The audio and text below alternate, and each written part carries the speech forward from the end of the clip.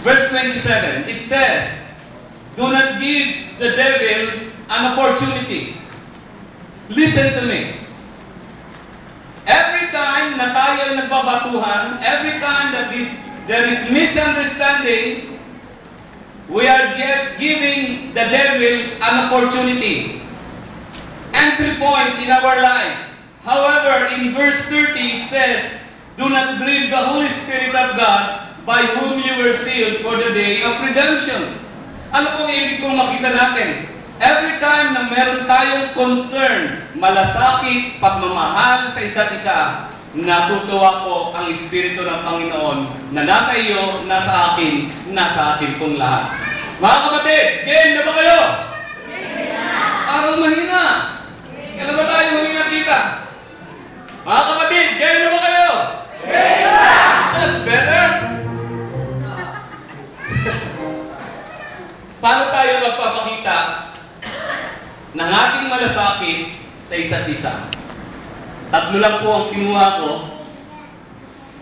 5. Caring requires telling the truth instead of telling a lie. Verse 25, it says, therefore, laying aside falsehood, speak truth, each one of you with his neighbor, for we are members of one another. May tatanong po ko sa inyo. Sa inyo pong palagay, ano ang madali? Magsinungaling o magsabi ng totoo? So, ibang sagot. Ulitin natin. Which is easy? Tell a lie? Tell the truth. Uy, parang isa na lang ang tugtog ah. Ulitin ko. Ano ang madali? Magsinungaling, magsabi ng totoo. Okay. Agree po ako dyan. Mas madali po ang magsinungaling. You know why? Nung wala pa tayo sa Panginoon, yan ang lifestyle natin. Right? Master natin yan eh. And then, matagal na rin po kami nagkakandak ng seminar. Ayaw ko po kung dito sa Bulacan ay mayroong ganitong seminar na naginawa. Free seminar! Topic, how to tell a lie. Meron ba? Meron bang sa kasaysayan ng buong balagtas ay may nagpa-seminar, ang pamagat ng seminar, paano magsinungaling? Wala! Maski po sa amin sa Caloocan, wala rin. Ang tao, hindi na kailangan turuan magsinungaling. Likas!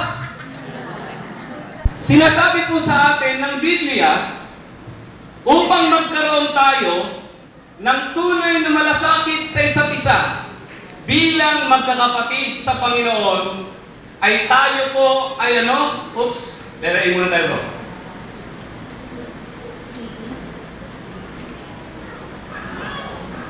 Magkaroon po tayo ng ano? Malasakit sa pamamagitan ng pagsasabi ng totoo.